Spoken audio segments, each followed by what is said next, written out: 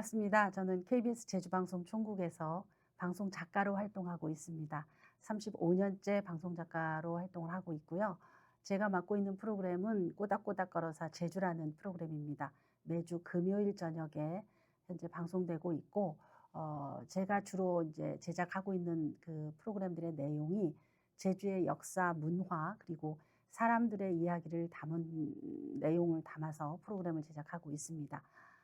주요 프로그램을 보면 제가 이제 보물섬을 굉장히 오래 제작을 했는데, 그중에 이야기 제주사라는 프로그램이 있었습니다. 이 이야기 제주사는 고대 탐라에서부터 근현대에 이르는 그 제주의 역사 이야기를 담고 있는 프로그램입니다. 이게 3년 2개월 정도 진행을 했었고요. 그 안에 한 138개의 아이템을 저희가 다뤘던 것 같습니다. 그 아이템이 방송이 끝나고 66개의 아이템을 추려서 2권의 책으로 발간을 해서 현재 이제 도내 초, 중, 고등학교, 그리고 도서관, 그다음에 유관기관을 통해서 배포돼 가지고 현재 교육용 자료로 활용되고 있습니다. 그 밖에도 제가 제작하고 있는 프로그램의 내용은 제주 말이라든지 건축에 담긴 역사 이야기, 해녀 이야기, 그다음에 음식 이야기 등 제주 이야기들을 가지고 있는 제주 지역 소재를 방송 콘텐츠화하는 작업을 하고 있습니다. 이 밖에도 제가 참여하는 이제 프로그램에 제주어 드라마라는 게 있는데, 이 제주어 드라마는 최근에 굉장히 이 제주를 배경으로 하고 그다음에 제주어를 쓰는 드라마들이 많이 등장을 하고 있는데, 저희는 2011년부터 이 제주어 드라마를 제작하고 있습니다.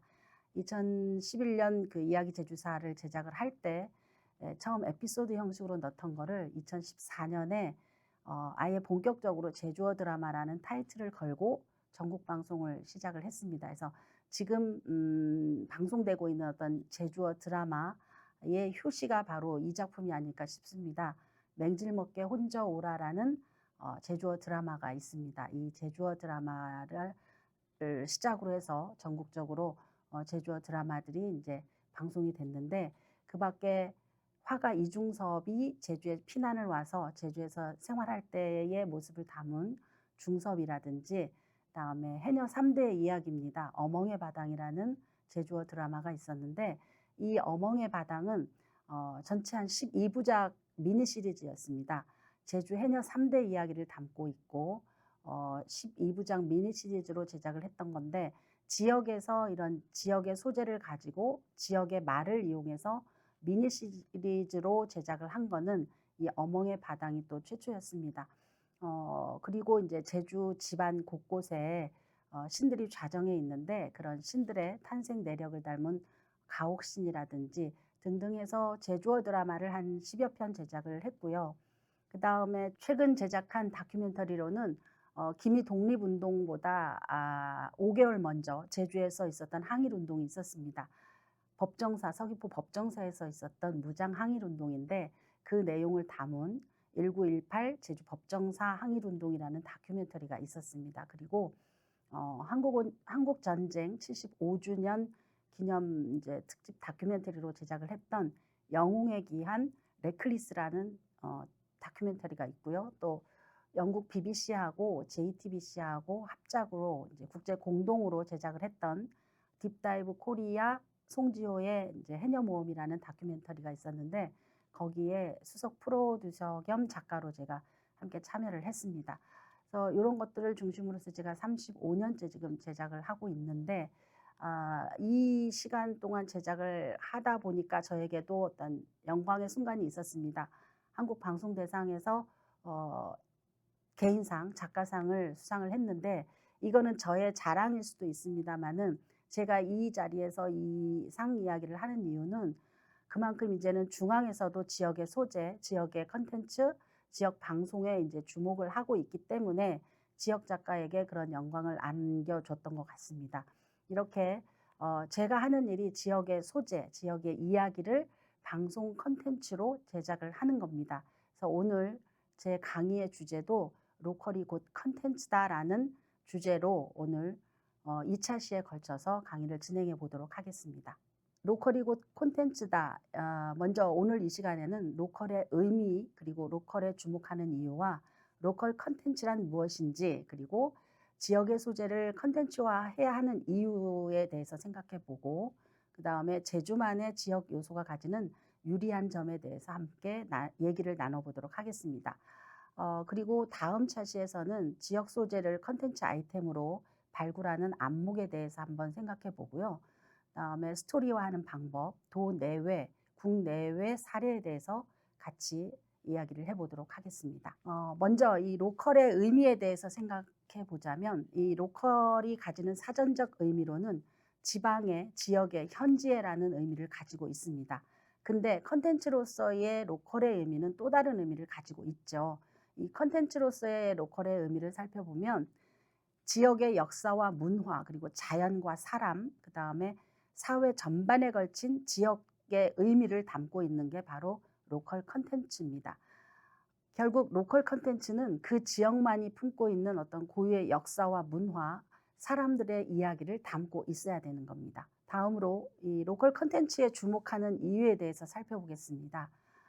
한때 지역은 굉장히 촌스럽고 지역의 아이템의 경우는 재미도 없고 비루해서 그렇게 중요하다고 생각하지 않았던 때가 있었습니다. 저 역시도 그렇게 생각한 적들이 있었는데 근데 요즘은 지역이 힘이죠. 지역이 가지고 있는 역사와 문화 그리고 언어, 풍광, 지역 사람들의 삶을 주목하고 있습니다. 우리 마을의 이야기가 뭐 그렇게 중요하겠어라고 생각을 했던 사람들조차도 이제는 본인들 마을의 이야기를 찾아내고 그거를 알리는 데에 굉장히 열을 올리고 있습니다. 그것으로 이제 향유자들 그런 컨텐츠를 향유하는 사람들은 새로운 것을 경험을 할 수 있고 또 지역 구성원들은 자신들의 정체성을 찾고 자긍심을 찾을 수 있기 때문에 이 로컬 컨텐츠에 주목을 하는 걸 겁니다. 제가 이야기 제주사를 제작할 때 고민했던 부분도 그 부분입니다. 제주의 역사가 재밌을까? 그리고 이 제주의 역사가 먹힐까라는 그런 고민이었습니다. 사실 그때만 해도 제가 이 제주 역사에 관심도 없었었고 그 다음에 크게 중요하다고 생각하지 못했던 그런 시절이었습니다. 그리고 역사 프로그램이라고 하면 그 당시에 역사 스페셜이라는 아주 큰 프로그램이 있었습니다. KBS 본사에서 제작하는. 그래서 아마도 제가 더 주눅이 들었을지 모르겠습니다. 그래서 이런 역사 프로그램이 있는 상황에서 저희는 저희들만의 어떤 프로그램을 내놔야 됐었는데 그거는 이제 중앙정부에서 본 역사가 아니라 제주 사람 시각에서 제주인 입장에서 본 우리만의 역사 프로그램을 만들어야 됐습니다. 그래서 이제 저희 제작진들끼리 의기투합을 해서 제주인의 시각에서 본 우리만의 프로그램을 만들자라고 의기투합을 했습니다. 그래서 자료를 찾기 시작을 했는데 문제는 지역의 자료가 부족하다는 겁니다. 중앙의 역사 중심의 기록이기 때문에 이 지역의 역사는 자료가 많이 남아있지 않습니다. 남아있더라도 한 줄 역사가 전부일 때가 많고 단어 하나일 때가 많습니다. 그래서 저희도 제가 자료를 찾는 게 가장 힘들었었는데 그때도 단어 하나를 가지고 꼬리에 꼬리를 무는 방식으로 이 자료를 검색을 한다거나 아니면은 이 한 줄 역사를 가지고 스토리텔링을 해야 되는 경우가 많았습니다. 그렇게 하면서라도 이제 자료를 모아 보니까 한반도와는 또 다른 역사를 가지고 있는 제주 자료들이 모아졌습니다. 그 안에는 그런 삶의 환경이라든지 역경을 이기면서 삶을 지속해온 어떤 이야기, 사람들의 이야기가 있었습니다. 한국사에서는 지금까지 보지 못한 그리고 사회적으로 공유되지 못한 굉장히 오래된 굉장히 많은 제주의 역사들이 있었던 거죠. 지금 보시는 이 아이템들은 제가 이야기 제주사를 제작할 때 다뤘던 아이템들입니다. 험마공신 김만일은 제주에서 목자인데 말을 키워서 헌납했던 나라에 헌납했던 제주인이고요. 보면은 뭐 유배 왔던 유배인들의 이야기, 그다음에 항일운동, 돌담 이야기 등 이야기 제주사는 총 138개의 제주 역사 아이템을 모아서 방송 콘텐츠로 작업을 한 겁니다. 이 이야기 제주사는 흩어져 있는 이런 제주의 한 줄 조각들을 모아서 스토리텔링을 하는 작업이었는데 제주의 정체성을 확립하고 제주인들의 자긍심을 높이는 역사 콘텐츠로서의 이야기 제주사는 성공적이었습니다. 저희가 그것을 시청률로 확인할 수 있었고요. 또 제가 제작했던 이 기타 다른 제주 관련 콘텐츠들인데 보면 제주말을 이용한 속담 드라마라든지 아니면 개인의 어떤 문서, 개인 사이에 오갔던 문서를 통한 생활사, 그다음에 해녀 이야기, 건축에 담긴 어떤 역사 이야기, 음식 이야기 등등 해서 계속해서 이제 제주의 역사와 문화들이 담긴 콘텐츠들을 제작해 오고 있습니다. 다음으로 로컬 콘텐츠에 주목해야 되는 이유에 대해서 생각해 보겠습니다. 이 로컬 콘텐츠에 주목해야 되는 이유는 바로 보편적이고 대중적이고 또 이제 획일화된 이 삶의 환경에서 오는 피로감을 씻기 위해서입니다. 그리고 거기에서 위안을 얻기 위해서 이 로컬 콘텐츠에 주목을 하고 있는데 이 로컬 콘텐츠를 통해서 새로운 경험과 그다음에 이야기를 체험하고요. 또 낯설지만 이 낯선 곳에서 얻을 수 있는 신선함이 있습니다. 그 신선함을 함께 누리고자 하고 그다음에 지역이 가지고 있는 어떤 특수성을 함께 누리고자 이 로컬 콘텐츠에 주목을 하고 있는 겁니다. 말하자면 그 지역만이 가지고 있는 어떤 역사와 문화, 이야기들, 지역의 정체성과 특수성을 가지고 있는 그런 콘텐츠에 주목을 하고 있는 거죠.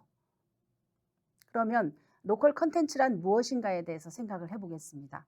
이 로컬 콘텐츠는 그 지역의 고유한 역사와 문화, 사람들의 삶의 이야기가 담긴 이 소재를 현대적으로 재해석해서 새로운 문화를 창출해낸 것 자체를 로컬 콘텐츠라고 합니다.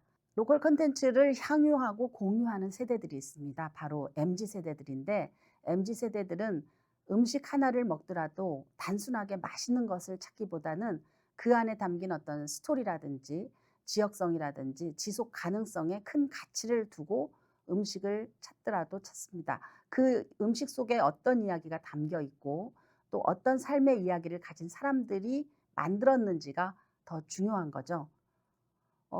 이런 로컬 콘텐츠를 선보인 자리가 있었습니다. 2025년 11월 26일에 그 CJ 프레시웨이 본사 구내식당에서 급식 메뉴로 제주의 로컬 콘텐츠가 선을 보였습니다. 향토 정찬이라는 이름으로 급식 메뉴가 선을 보였는데 이거는 제주특별자치도와 제주경제통상진흥원 그리고 제주 향토음식 명인이신 부정숙 선생이 제주 향토 음식을 가지고 급식 메뉴와 프로젝트로 5가지 메뉴를 개발을 한 겁니다. 메뉴는 돌문어 고구마 영양밥이라든지 고사리 잡채라든지 해서 5가지 메뉴를 개발을 해서 선을 보였는데 여기에 이날 이제 음식을 먹은 사람들의 만족도가 92%였습니다. 평소에 높은 만족도가 85%였는데 이날은 92%의 높은 만족도를 보였고 이런 지역의 식재료를 이용해서 지역 고유의 음식 문화 자체를 급식으로 선보인 사례는 이번이 처음이라고 합니다. 그래서 이후에 이제 대용량 밀키트라든지 원팩으로 이제 포장을 해서 전국 급식장에 이제 확대할 계획을 갖고 있다고 합니다.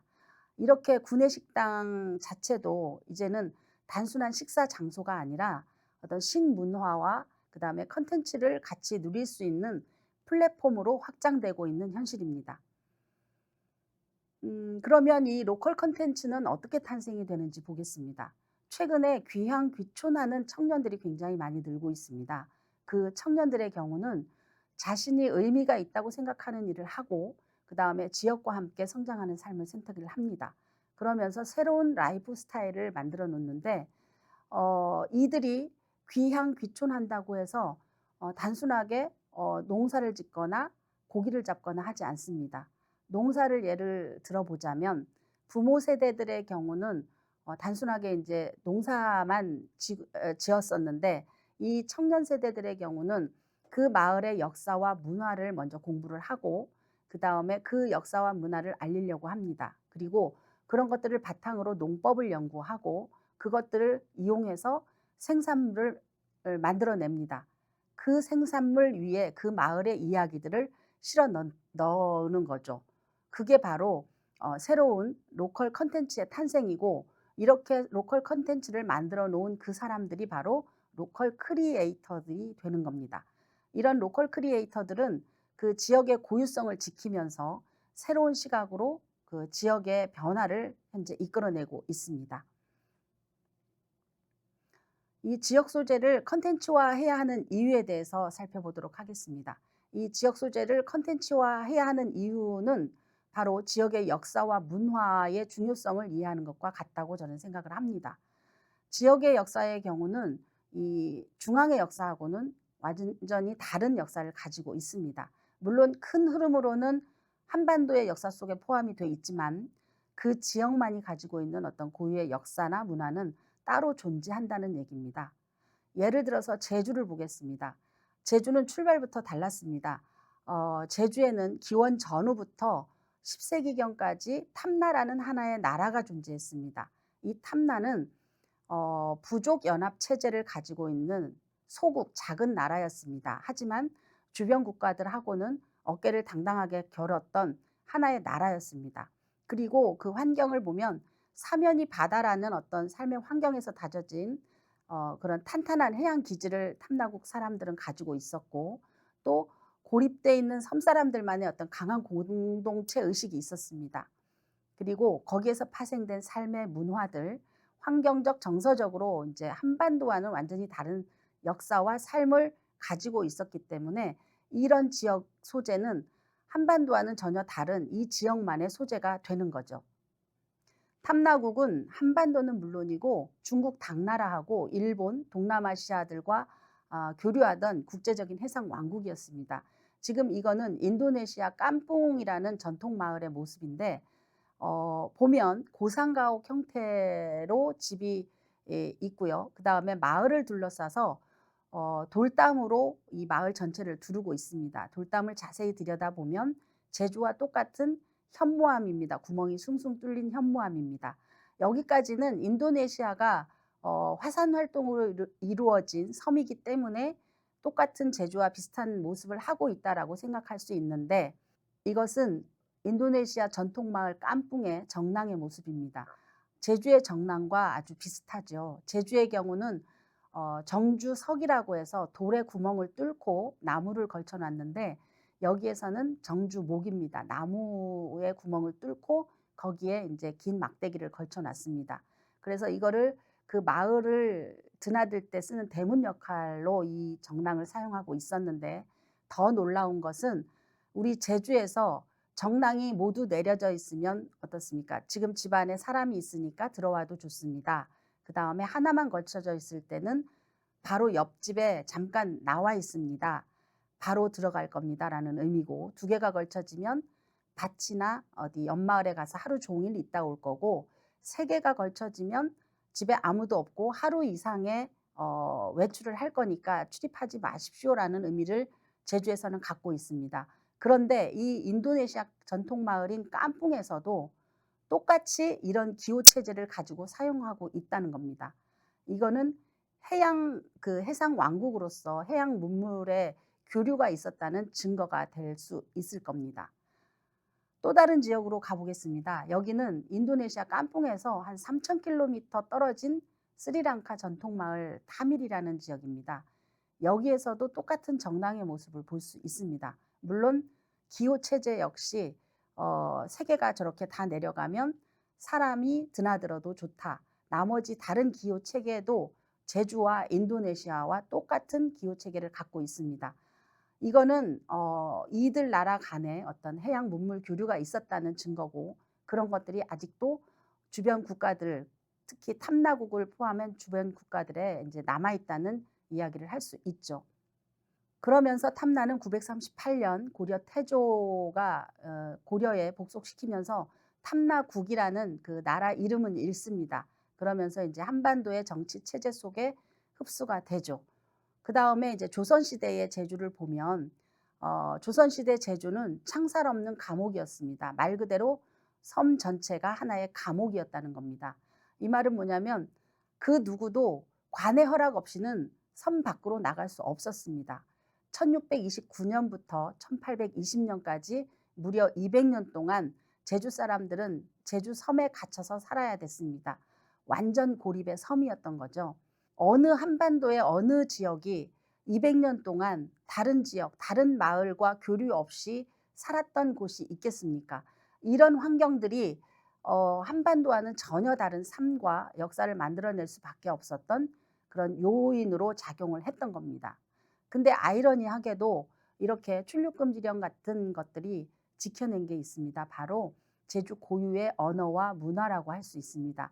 제주의 언어에서 보면 아레아 같은 경우에 이제 15세기 한글 창제 당시에 글자가 지금까지도 남아 있고 사용되고 있는데 이런 것들이 이런 출入금지령이라든지 그다음에 중앙정부에서 제주에서 보던 시각, 제주를 보는 시각이 별 볼 일 없는 섬, 변방의 섬이라고 보아왔기 때문에 그런 요인들로 인해서 이런 제주 고유의 언어와 문화를 지켜낼 수 있었던 겁니다. 다양한 지역의 역사가 모여서 이런 대한민국의 역사가 완성되고 그다음에 지역으로 대한민국이 채워지고 또 지역을 알면 대한민국 전체가 보일 겁니다. 한반도와는 전혀 다른 모습의 제주의 역사와 문화는 아마도 다른 지역에서는 찾아볼 수 없는 제주만의 특수한 컨텐츠가 되고 있습니다. 그러면 제주만의 이런 지역적 요소가 유리한 점에 대해서 한번 살펴보겠습니다. 이 제주만이 가지고 있는 특수한 지역적 요소들은 로컬 컨텐츠로서의 힘을 가지고 있습니다. 이건 뭐냐면 보편성이 아니라 제주만이 가지고 있는 어떤 역사와 문화, 여기에 담긴 특수성의 힘이라고 볼 수 있습니다. 이런 것들이 잘 녹아있는 예를 들어보면 드라마 폭삭 소가수다를 들 수 있을 겁니다. 이 폭삭 소가수다는 방송과 동시에 굉장히 전 세계적으로 각광을 받았죠. 이렇게 이 폭삭 소가수다가 성공할 수 있었던 몇 가지 요인이 있습니다. 그게 뭐냐면 제주의 해녀라는 특이한 직업과 해녀 문화를 들 수 있습니다. 밖에서 보기에 이 해녀는 굉장히 낭만적인 직업입니다. 푸른 바다 위에 두둥실 이제 주황색의 태왁이 떠 있고 지나가는 관광객이나 외국인들의 경우는 굉장히 낭만적이고 이국적인 풍광으로 기억하고 또 추억을 할 겁니다. 근데 실상 들여다보면 그 바다는 치열한 삶의 현장입니다.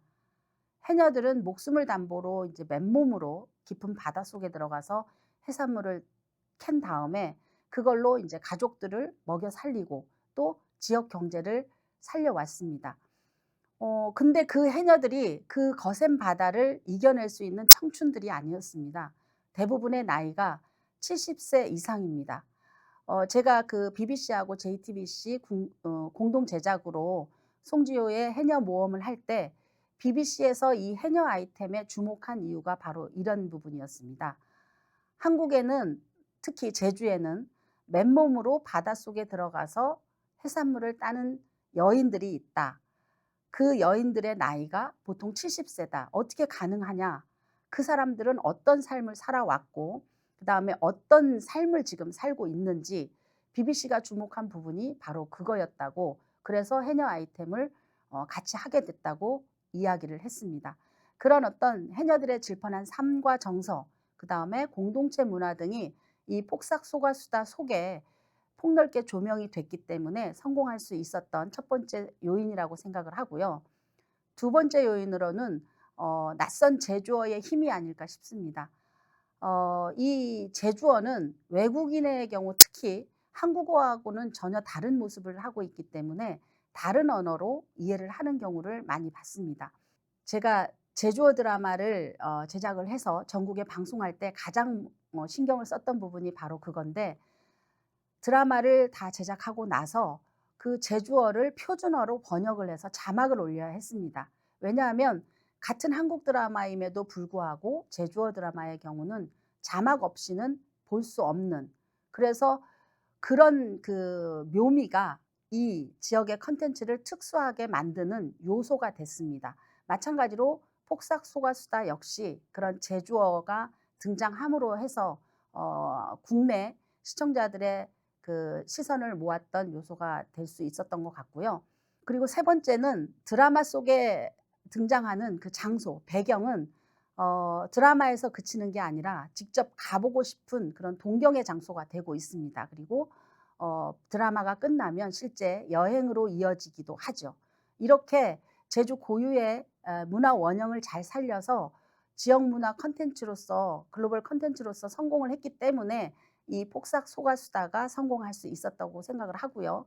그다음 그 안에 제주 사람들의 역사와 문화 그리고 사람들의 삶이 이제 녹진하게 배어 있기 때문에 한국 기성 세대들한테는 그 시대의 향수와 추억을 주었고 그다음 새로운 세대들에게는 새로운 정서적 경험을 안겨줬습니다.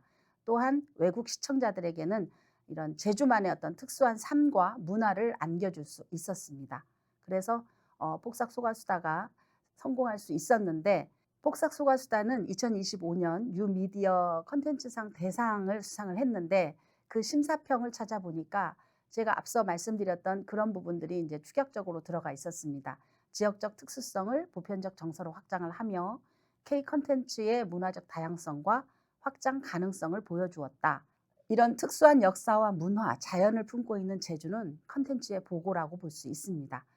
K 로컬의 선두주자로서의 강력한 힘을 갖고 있는 곳이 바로 제주라고 볼 수 있습니다.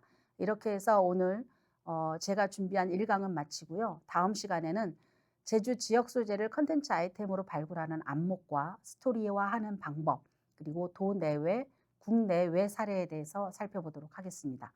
이것으로 1강을 모두 마치도록 하겠습니다. 감사합니다.